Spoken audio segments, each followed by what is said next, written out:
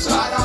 tinodamonde mukwasha akuzadzananga usashi atrita uzendirusambo makusarisigondi mukwambo mungada here masungiro zvirimo here mukumbiro